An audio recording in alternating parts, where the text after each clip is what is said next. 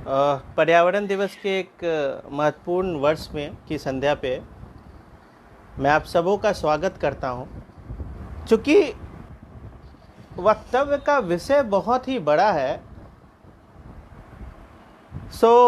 मैं अपनी बात विश्व पर्यावरण दिवस के मद्देनज़र कोरोना काल में जो पर्यावरण में हुए कुछ सकारात्मक पहलू हैं उन पे ज़्यादा केंद्रित रखूँगा, क्योंकि इस कोरोना काल में निगेटिव चीज़ें तो बहुत ज़्यादा हमें देखने को मिल रही हैं, बट निगेटिव के साथ साथ इन्वायरमेंट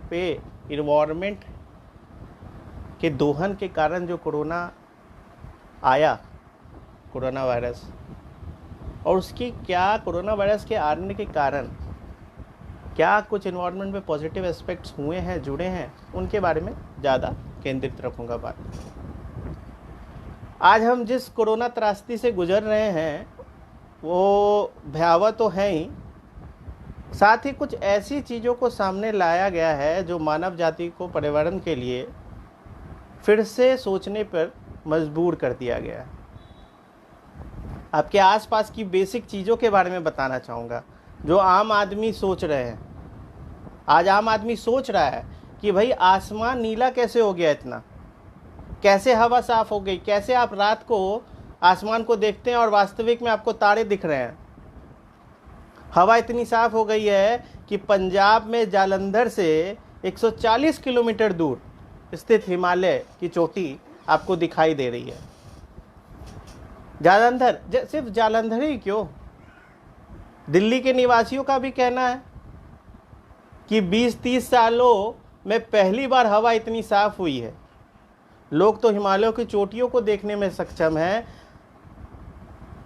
अब परसों की ही बात देख लीजिए, साउथ दिल्ली में डबल इंद्रधनुष दिखाई दिया। यकीनन मनमोहक है ये। दुनिया में एक साथ एक महामारी और अधिकांश देशों में लॉकडाउन से लड़ने के साथ पर्यावरण को थोड़ा फ़ायदा हुआ है। ये लगता है कि प्रकृति अपने स्थानों को पुनः प्राप्त करने में व्यस्त हो गई है।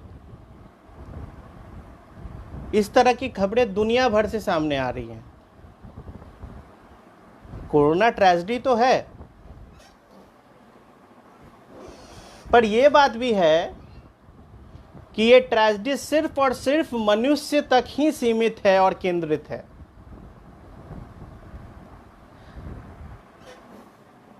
हम क्यों क्षतियों का आकलन सिर्फ मनुष्य की क्षति पहुंचाने वाली त्रासदियों पर केंद्रित होकर सोचते हैं? ये एक जोर देने वाला विषय है, एक सोचने वाला विषय है।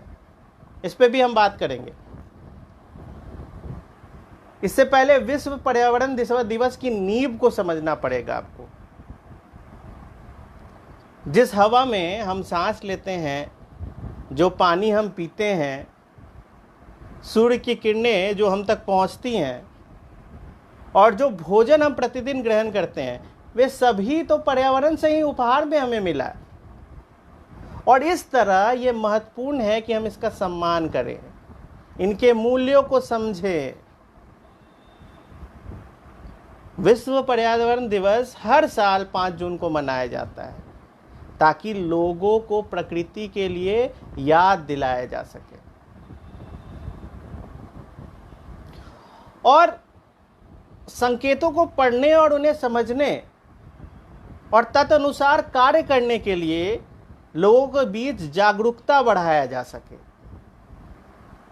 इसी के लिए संयुक्त राष्ट्र ने दुनिया की सबसे बड़ी वार्षिक कार्यक्रम को चलाया, जो कि आज पर्यावरण दिवस के नाम से जाना जाता है। यह माना जाता है कि संयुक्त राष्ट्र महासभा द्वारा 1972 में मानव पर्यावरण पे जो सम्मेलन हुआ था, उसके पहले ही दिन इसे डिज़ाइन कर लिया गया था और 1974 से प्रतिवर्ष आयोजित होने वाला यह दिवस सस्टेनेबल डेवलपमेंट गोल्स के पर्यावरणीय आयामों पर प्रगति को बढ़ावा देने के लिए एक महत्वपूर्ण मंच बन गया है। संयुक्त राष्ट्र पर्यावरणीय कार्यक्रम, जिसको हम यूएनईपी भी कहते हैं, उसके साथ प्रत्येक वर्ष कम से कम 150 ऐसे देश हैं जो भाग लेते हैं, और यूएनईपी पर्यावरण पर अग्रणी वैश्विक आवाज है। यह भविष्य की पीढ़ियों के साथ समझौता किए बिना अपने जीवन की गुणवत्ता को सुधारने के लिए राष्ट्र और लोगों को प्रेरित करता है, सूचित करता है और सक्षम बनाता है, ताकि वो पर्यावरण का देखभाल करे, उसको नेतृत्व प्रदान करता है, उसको प्रोत्साहित करता है। वर्ल्ड एनवायरनमेंट डे हर वर्ष एक थीम के तरह साथ ऑर्गेनाइज की जाती है। वो थीम कुछ एयर पॉल्यूशन हो सकता है, कुछ सस्टेनेबल डेवलपमेंट्स हैं, wildlife, climate change, biodiversity, इन सब थीम के साथ हर वर्ष अलग अलग थीम के साथ ये लाया जाता है। 2020 का जो थीम है वो है जैव विविधता व टाइम फॉर नेचर। एक ऐसी चिंता है जो तत्काल और अस्तित्व दोनों में है। विषय अत्यंत प्रासंगिक है क्योंकि ह्यूमन्स इकोसिस्टम का हिस्सा है और अलगाव में जीवित रह ही नहीं सकते हैं। सभी जीवित चीजों को बड़े और छोटे भूमि पर या पानी में जीवित रहने के लिए जैव विविधता महत्वपूर्ण है। हमें यह समझने की आवश्यकता है कि जहां एक खाद्य श्रृंखला और प्रजातियों की रैंकिंग हो सकती है, प्रत्येक जीवित वस्तु किसी अन्य जीवित वस्तु से जुड़ी होती है और साथ में यह ग्रह की विविध जीवन रूपी का एक नेटवर्क बनाती है। पिछले वर्ष का जो विषय था वो था वायु प्रदूषण। 1989 में जो विषय था वो था ग्लोबल वार्मिंग। लेकिन मैं यहाँ आपको ये कहना चाहूँगा कि सारी थीम्स इंटरकनेक्टेड है, जो एक दूसरे के बिना चल नहीं सकती हैं। वो वायु प्रदूषण हो या ग्लोबल वार्मिंग हो या बायोडाइवर्सिटी हो। Phenomena of global warming is also evident in 2020। पर डिबेट तो होता रहा है, लोग डिबेट करते रहे हैं, तर्क करते रहे हैं, बोलते रहे हैं कि क्या ग्लोबल वार्मिंग सही में एग्जिस्ट करता है। और साल भर साल हमें एग्जाम्पल्स मिल रहे हैं। वो मुंबई की 2005 में आया बाढ़ हो, 24 घंटे में 37 इंच बारिश, अब तक की सबसे बड़ी त्रासदी जो भारत के किसी शहर को मिली हो। और चीन में भी आई। चीन आजकल हॉट टॉपिक है। चीन अछूता नहीं रहा और कोई भी वर्ल्ड में कोई भी कंट्री अछूता नहीं रहा। वहां भी बाढ़ आई। ग्लोबल वार्मिंग विरोधाभासी रूप से न केवल अधिक बाढ़ का कारण बनता है बल्कि सूखा भी पड़ता है। ग्लोबल वार्मिंग से न केवल वर्षा होती है बट सूखा भी पड़ता है। साल दर साल अविश्वसनीय त्रासदियों का खुलासा हुआ है और इसके कई कारण हैं। दाफूर और नाइजर उन त्रासदियों में से एक है जिसमें एक जगह बारिश हुई, बारिश की कमी, तो दूसरी तरफ सूखा पड़ा।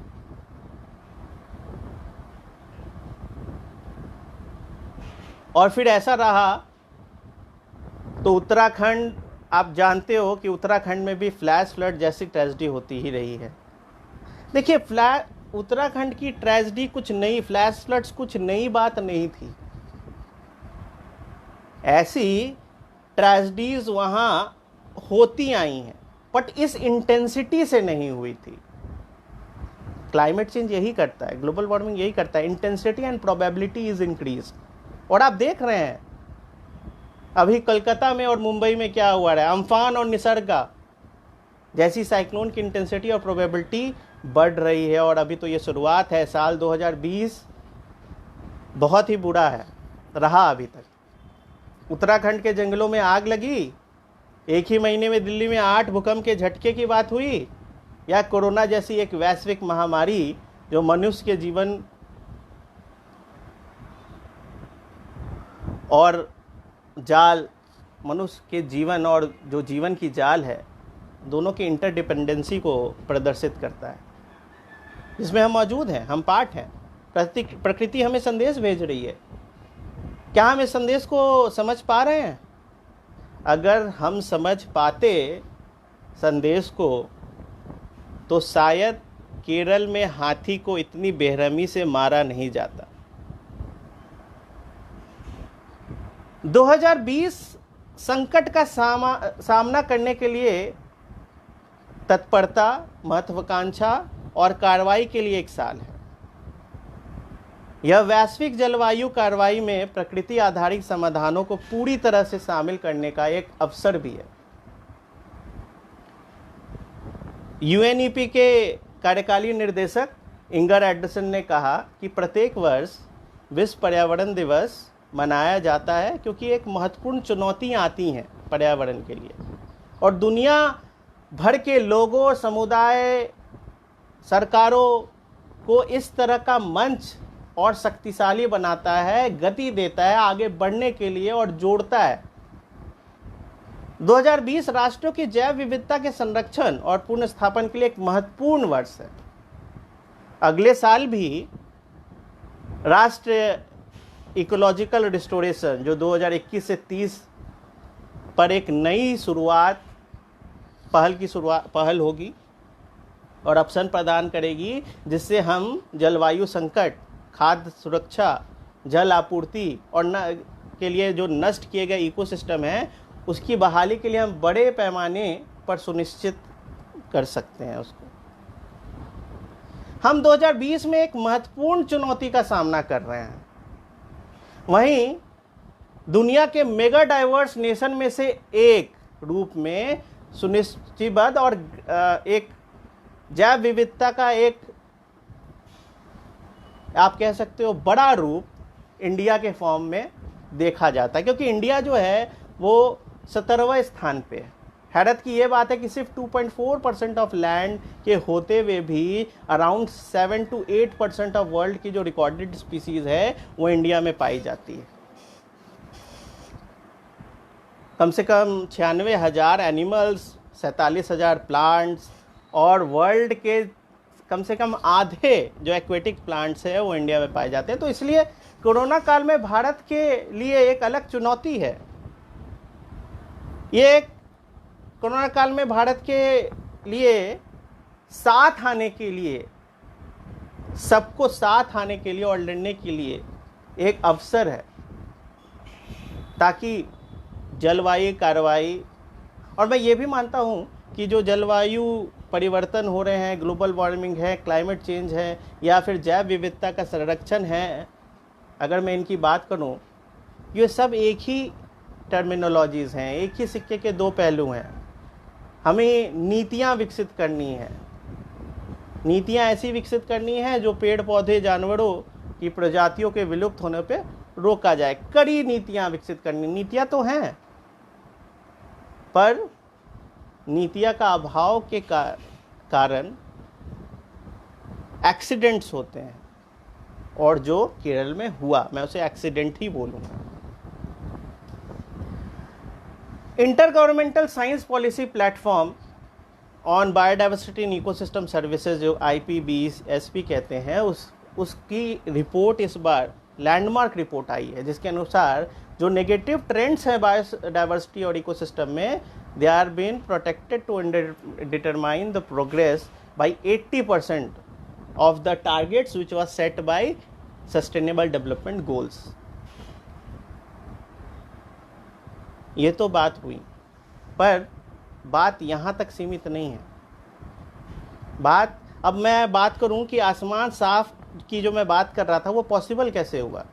पॉसिबल इसलिए हुआ क्योंकि कोरोना के कारण हुए लॉकडाउन के कारण सड़कों पर कारों की संख्या कम हो गई, कारखाने बंद हो गए और दुनिया भर के शहरों में हवा में जो पॉल्यूटेंट्स हैं वो कम हो गए। एक इम्पॉर्टेंट पॉल्यूटेंट है आपका नाइट्रोजन डाइऑक्साइड, जिसकी कंसंट्रेशन में भारी गिरावट आई। हम मार्च में अब तक के भारतीय शहर का अगर डाटा देखें, प्रमुख शहरों का जिसमें दिल्ली, मुंबई, बेंगलोर, चेन्नई, हैदराबाद जो सब आते हैं, अगर आप उसकी कल तुलना करेंगे 2019 के डाटा में, तो आप देख सकते हैं कि किस तरह सभी पॉल्यूटेंट्स की गिरावट आप देख सकते हैं। और यदि आप पिछले एक महीने की तुलना को भी करना चाहें फिर पॉल्यूशन डाटा का अवलोकन करें तो आप 17 फरवरी से 29 मार्च तक धीरे धीरे देख सकते हैं कि कैसे प्रदूषक घटने लगी। पार्टिकुलेट मैटर PM 0.5 जिसे कहते हैं, जो प्रदूषण में सबसे हानिकारक रूप से मौजूद है, यह समूह कार्सिनोजेनिक की श्रेणी में है और ये इतना छोटा है कि अपने फेफड़ों से आपके रक्त प्रवाह में यात्रा कर सकता है, जो न केवल सांस की बीमारी उत्पन्न करेगा बल्कि दिल का दौरा भी पैदा कर सकता है। तो और समय से पहले मौत हो सकती है। यह इतना घातक है, ये इतना घातक है कि विश्व स्वास्थ्य संगठन ने यह अनुमान लगाया कि हर साल दुनिया भर में PM 2.5 के कारण कम से कम 4 मिलियन मतलब 40 लाख से अधिक लोग मारे जाते हैं। दिल की बीमारी, इसमें बहुत सारे रीजंस हो सकते हैं। दिल की बीमारी हो गया, स्ट्रोक्स हो गए, कैंसर, फेफड़ों का कैंसर हो गया और सांस की बीमारी हो गई और बहुत सारे बीमारी। तो गौर करने की ये बात है कि इसके कारण 40 लाख से अधिक लोग मर रहे हैं। आप कंपेयर कर सकते हैं कोरोना से, कौन कितना घातक है। मुझे लगता है इस प्रश्न का उत्तर आपके पास है, आप सबों के पास है, बस हम बचना चाहते हैं। अब लॉकडाउन के कारण यहां तक कि दुनिया भर में PM 2.5 का स्तर भी कम हो गया है। भारत के नक्शे पे अगर हम नजर डालें तो स्पष्ट हो जाएगा कि नीला आकाश का राज क्या है। कुछ रिसर्चर्स जो कि स्टैनफोर्ड यूनिवर्सिटी के हैं, उन्होंने रिसर्च किया, उन्होंने चीन के कुछ शहरों पे रिसर्च किया, तुलना किया PM 2.5 के डाटा को मृत्यु दर से कि क्या इस पे PM 2.5 का मृत्यु दर पे कुछ असर पड़ेगा। और सच मानिए, इस शोध में ये निष्कर्ष निकला कि 1 महीने में चीन के प्रदूषण स्तर इतना गिर गया है कि इसके कारण कम से कम 77,000 लोगों की जान बचाई गई है। यह इतनी बड़ी समस्या है, इसके बारे में आप खुद सोचिए कि दुनिया भर में कोरोना वायरस के कारण कितनी मौतें हुई हैं। अभी तक नवंबर से लेके अब तक 3.5 लाख और 1 महीने का डाटा अगर 77,000 है तो कि कौन कितना ज़्यादा घातक है, कोरोना या मनुष्य में, पर्यावरण में मनुष्य द्वारा फैलाई गई जहर, जिसको हम प्रदूषक कह रहे हैं। प्रदूषक, वायु प्रदूषण में कमी के कारण सिर्फ चीन के भीतर ही प्रदूषण कम नहीं हुआ है, बल्कि मैं बात कर रहा हूं आसमान नीला की। आप जाके अपनी नदियों को देखें।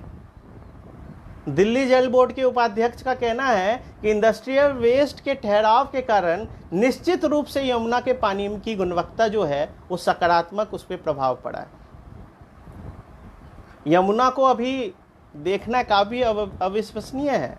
यदि सरकार सही तरीके से सीवेज ट्रीटमेंट प्लांट का अगर निर्माण करती और कंपनियां और उद्योग अपने स्वयं के कचरे का इलाज करते मजबूती से, मजबूत नियम के तहत, तो शायद यह हो सकता था कि हमारी नदी इस तरह ही हमेशा दिखाई होती। और ये सिर्फ यमुना का हाल नहीं मैं बता रहा हूं, बल्कि गंगा का भी यही हाल है और जितनी प्रमुख नदियां हैं। BHU के नामी professor doctor professor PK Mishra कहते हैं कि गंगा की जल की गुणवत्ता जो है वो कम से कम 40 से 50% का उसमें सुधार देखा गया है।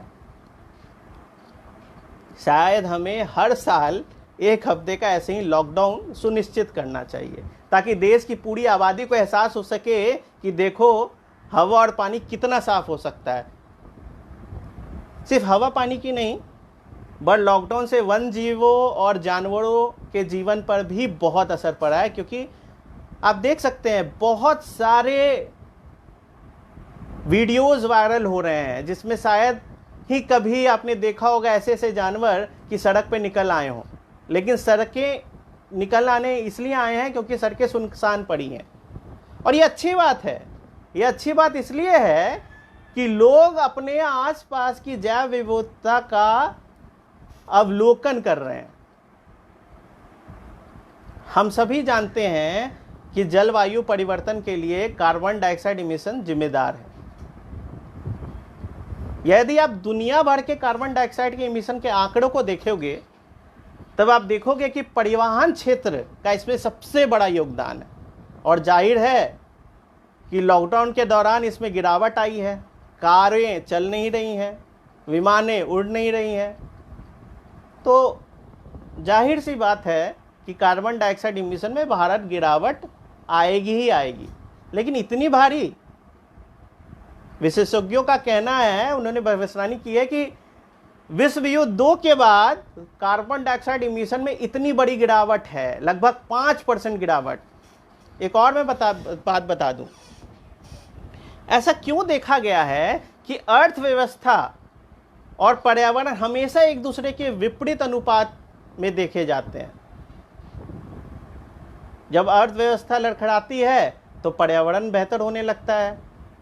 पिछले 60 वर्षों में दुनिया भर के कार्बन इमिशन का चार्ट को अगर आप देखेंगे तो आप देख के दंग रह जाएंगे। क्यों? क्योंकि आप देख सकते हैं कि हर साल, एक तो हर साल दुनिया की भर की कार्बन इमिशन जो है लगातार उसमें वृद्धि हो रही है। जलवायु परिवर्तन हो रहा है, बद से बदतर होते जा रहा है। लेकिन ध्यान देने की बात यह है कि जहां जहां कार्बन इमिशन में गिरावट आया वहां आप देखेंगे कि वर्ल्ड उस दौरान एक फाइनेंशियल क्राइसिस से गुजर रहा था। 2008 की मैं बात करूं तो उस समय फाइनेंशियल क्राइसिस आई और कार्बन इमिशन में गिरावट आई। एशिया में फाइनेंशियल क्राइसिस आई और एक और गिरावट देख सकते हो आप। एक और गिरावट तब देखोगे आप जब यूएसएसआर टूटा। पहला और दूसरा तेल संकट था, तब इमिशन में गिरावट आई। तो आप यहां एक पैटर्न देख सकते हो। पैटर्न यह है कि जब भी अर्थव्यवस्था गिरता है तो कार्बन इमिशन कम हो जाता है। और फिर यह पर्यावरण के लिए एक अच्छी खबर है। यहां एक दुर्भाग्यपूर्ण उल्टा संबंध है अर्थव्यवस्था और इकोलॉजी, इकोसिस्टम के बीच। यह क्यों हो रहा है? ये इसलिए हो रहा है क्योंकि हमारी अर्थव्यवस्था टोटली डिपेंडेंट है जीवाश्म ईंधन से, बिल्कुल जुड़ी हुई है। कोयला, तेल, पेट्रोलियम और कई भी ऊर्जा जो गैर नवीकरणीय ऊर्जा हैं, वे आज ऊर्जा का प्राथमिक सोर्स है। जो परिवहन क्षेत्र को चलाते हैं, जो मैन्युफैक्चरिंग इंडस्ट्री को चलाते हैं, जो दुनिया भर में बिजली उत्पादन करते हैं, वे सब इसके लिए जिम्मेदार हैं। और यही कारण है कि जब परिवहन रुकता है, जब डिमांड बिजली की कमती है, तो कार्बन इमिशन कम हो जाता है। और यही कारण है जब लॉकडाउन खत्म होगा तो दुनिया फिर से सामान्य हो जाएगी, कार्बन इमिशन और प्रदूषण फिर से बढ़ने लगेगा। चीन में यही हुआ। फरवरी और मार्च के महीने में उनके कार्बन इमिशन में 25% की गिरावट आई। और जब उन्होंने लॉकडाउन लागू किया था उसके बाद से, और जैसे ही उन्होंने मार्च के अंत में लॉकडाउन वापस लिया, उनका प्रदूषण और नाइट्रोजन डाइऑक्साइड का स्तर जो है वो फिर वहीं ओरिजिनल स्टेट में अपने पहुंच गया। लेकिन यह अप्रिय समाचार के बीच एक अवसर है। बहुत सारे उद्योग ही बंद हो चुके हैं, लोग आर्थिक संकट में हैं, पहले से ही नौकरियों से हाथ धो चुके हैं। सरकार इस अवसर का उपयोग रिन्यूएबल एनर्जी उद्योग को बढ़ाने के लिए कर सकती है। जब सरकारें खुद को फिर से जीवित करने के लिए उद्योगों को मनी ट्रांसफर करती है ताकि अर्थव्यवस्था को फिर से जीवित किया जा सके, उस समय सरकारों को रिन्यूएबल एनर्जी पे अधिक से अधिक ध्यान देना चाहिए।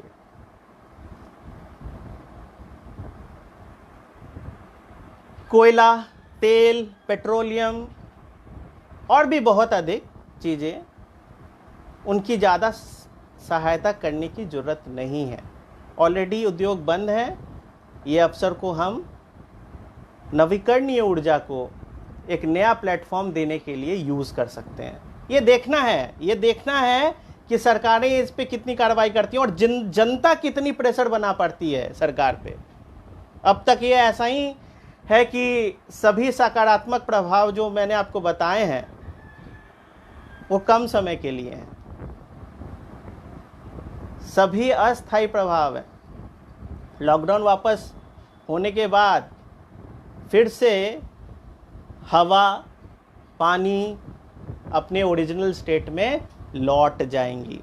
ओरिजिनल स्टेट मतलब पॉल्यूटेड स्टेट में लौट जाएंगी, मैं ये कहना चाह रहा हूँ।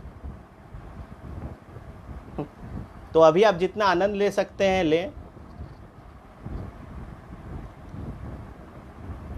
सिवाय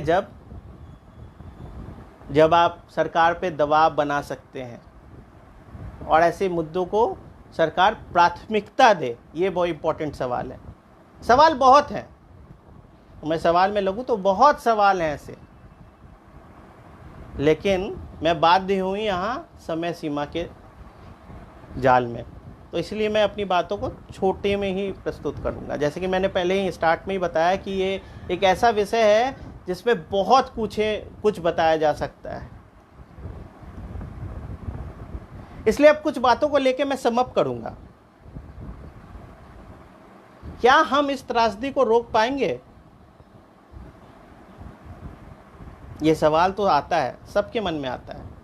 और जो वातावरण की अभी स्थिति है वो कब तक रह पाएगी, ये भी आप सोचते हो।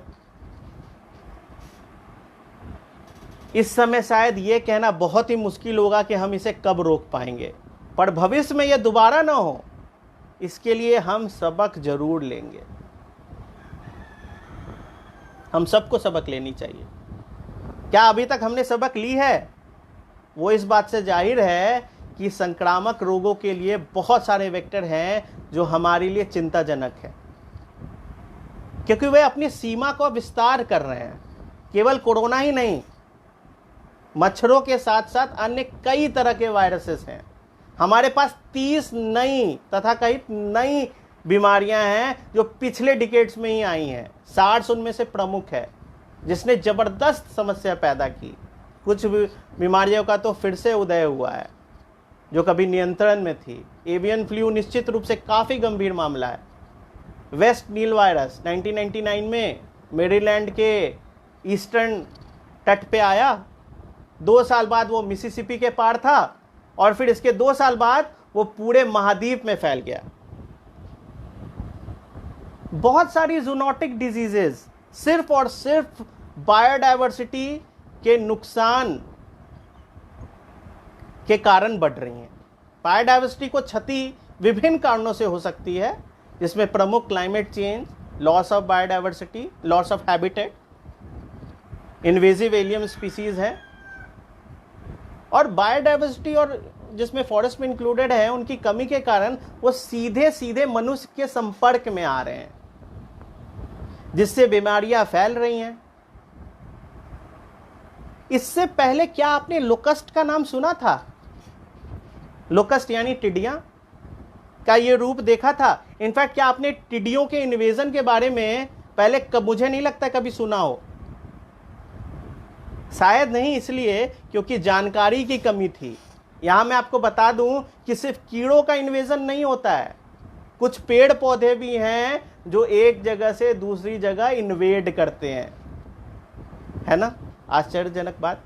ये इसलिए है क्योंकि जानकारी का अभाव है। आप पर्यावरण के लिए फाइट तभी कर सकते हैं जब आप जानकारी रखें, इसलिए जानकारी जरूरत है। मैं खुशकिस्मत हूं कि मुझे, और आभारी हूं कि मुझे दिल्ली यूनिवर्सिटी में पेड़ पौधे और कीड़ों की इन्वेजन की जानकारी मुझे खुद अपने गुरु डॉक्टर ज्ञान प्रकाश शर्मा और डॉक्टर स्वाति दिवाकर से मिली, जिनके अंदर मैंने रिसर्च किया। और उनकी रिसर्च भी इसी पे है। मैडम की रिसर्च टिड्डियों पे है और सर की रिसर्च प्लांट इन्वेजन पे है। तो टिड्डियों का इस तरह आना और झुंड पे हमला करना कोई नई बात नहीं है। डेजर्ट टिड्डी प्लेग्स का एक लंबा इतिहास रहा है। 1874 में कंसस यूएसए में खेतों में देखा जा सकता है कि वहां टिड्डियों ने कम से कम 20 करोड़ से अधिक का नुकसान किया था। प्राचीन यूनानियों में भी टिड्डियों की बात की गई है। 747 ईसा पूर्व में लिखा गया है। संस्कृत की कविताओं में भी टिड्डियों का उल्लेख किया गया है। मिस्र के छठे राजवंश 2420 और 2270 ईसा पूर्व के मकबरों में भी टिड्डियों की तस्वीरें हैं। बट अब क्यों बात हो रही है? अब इसलिए बात हो रही है क्योंकि recent climate change has accelerated these movements. रेगिस्तानी टिड्डी आमतौर पर अफ्रीका और ईस्ट और साउथ वेस्ट एशिया के क्षेत्रों तक ही सीमित है, लेकिन जलवायु विशेषज्ञों का मानना है, उनके अनुसार ग्लोबल वार्मिंग के कारण बड़े पैमाने पे तापमान में वृद्धि हुई है, जिसके कारण हिंद महासागर अधिक गर्मी में फंस चुकी है। और सामान्य जो ओशियन साइकिल्स के अगर मैं डिसइंटीग्रेशन की बात करूं, जो वैज्ञानिक रूप से हिंद महासागर डाइपोल कहा जाने लगा है, यह एक ऐसी घटना है जिसमें गर्म पानी समुद्र के वेस्टर्न पार्ट में और साउथ ईस्टर्न पार्ट में ठंडा पानी केंद्रित करता है। इस वर्ष डिसोल्यूशन ने असामान्य वर्षा पैटर्न शुरू कर दिया है। पूर्वी अफ्रीका देशों में विनाशकारी बाढ़ आई है। यह सब बड़ी संख्या में प्रजनन के लिए टिड्डियों के लिए उपजाऊ जमीन प्रदान करता है। शायद ये सारी घटनाएं हमको जवाब देने में सक्षम हैं क्यों अचानक टिड्डियों का आक्रमण हुआ, क्यों कोरोना फैला, निसर्गा और एम्फान साइक्लोन का प्रकोप क्यों आया। हमने नजरअंदाज किया है, हमने इन्वायरमेंट को नजरअंदाज किया है और हमने कुछ नहीं सीखा है। प्रश्न फिर आता है, शायद यह बार बार पूछा जाना चाहिए। इस वर्ष का अवलोकन शायद यह हो कि आमतौर पर तो पर्यावरण संरक्षण की बात हम करते हैं बाहर जाके, बाहरी गतिविधियों के कारण हमने कूड़े इकट्ठे किए, पेड़ लगाए और अन्य कार्यक्रम में पार्टिसिपेट किया, लेकिन कोरोना के कारण हम सीमित है, सामाजिक दूरी हमने मेंटेन कर रखी है, तो ये सारी चीज़ें रद्द हो चुकी हैं। लेकिन अच्छी खबर यह है कि दुनिया भर के लोग सामाजिक परंपरा, आत्म अलगाव के रूप में भी ये परंपरा जो चल रही है उसमें बदलाव देखेंगे। पर्यावरण, क्योंकि एक पर्यावरण जो है वो एक महत्वपूर्ण मुद्दा है और महत्वपूर्ण मुद्दे के रूप में समर्थन करने वाले समूह को इस परिस्थिति में अपने आप को बंद नहीं मानना चाहिए। इसलिए घर पर रहने का मतलब ये नहीं है कि आप लड़ नहीं सकते पर्यावरण के लिए, आप रिफॉर्म नहीं ला सकते, पर आप अपनी विरोध और प्रदर्शन दर्ज कर सकते हैं। आजकल फेसबुक ट्विटर का माध्यम है, का जमाना है।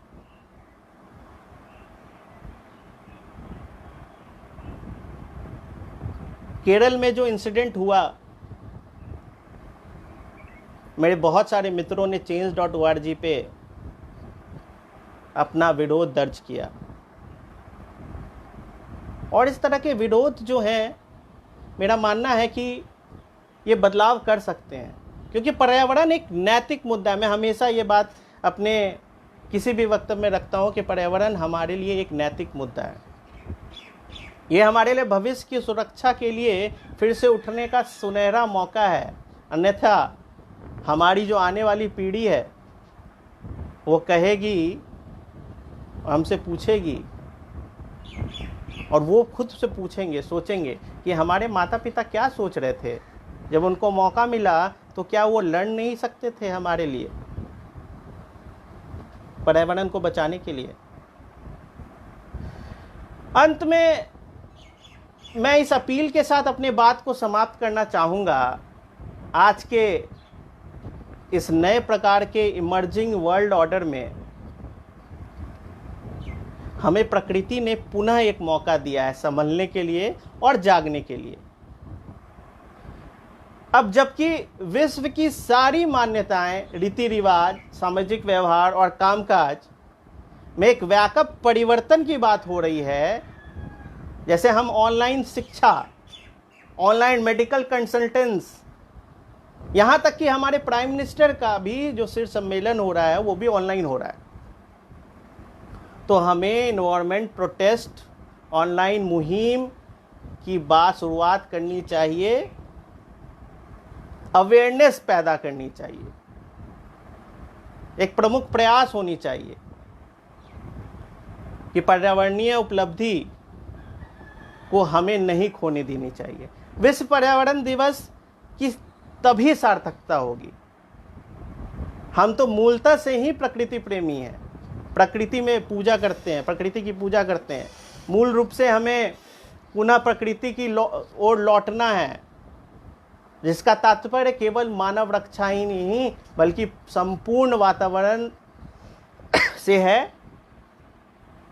जैसे कि हमारे घर में पूजा के दौरान शांति पाठ होता है, जिसमें संपूर्ण चर अचर की सुरक्षा और शांति की बात होती है।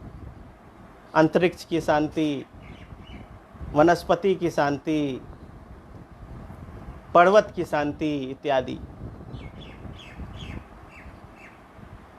ये अपने आप कितना सस्टेनेबल विचार है। अतः आइए और पुनः प्रकृति की ओर लौटते हैं और वर्ल्ड एनवायरनमेंट डे को सार्थक बनाते हैं। मैं इसी बात से ये मेरा जो वक्तव्य है उसको ख़त्म करूँगा। मैं फिर से आभारी हूँ पवन जी का और उनकी सारी टीम का, जनमंथन का, कि मुझे मौका दिया इस मंच पे आके अपनी बात रखने के लिए। मैं अपनी सभी साथियों में देख पा रहा हूँ, अजय जी, आदित्य जी और मेरे मित्र प्रसन्ना जी, अंकित जी, बहुत लोग जुड़े हैं जो मुझे देख पा रहे हैं। मनीष जी, उषा जी, सरोज जी, सरोज मैम, पंकज सर, संध्या मैम, सभी लोग ने मुझे सुना, प्रति, उसके लिए मैं आभारी। और मैं ओपन हूँ, अगर कोई मित्र, कोई शोधार्थी, कोई स्टूडेंट मेरे से कुछ अगर सवाल करना चाहे तो कमेंट बॉक्स पे मुझे सवाल भेज सकता है ताकि मैं आपके सवाल को ले सकूं।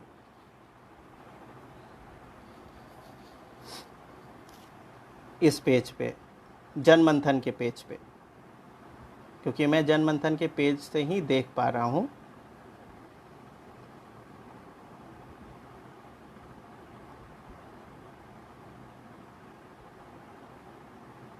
थैंक यू मनीष जी।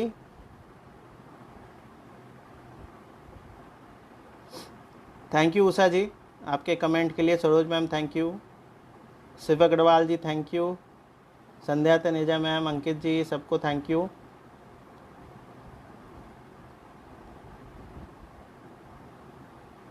ठीक है, धन्यवाद। मैं यहीं इसी के साथ इस वक्तव्य को एंड करता हूँ।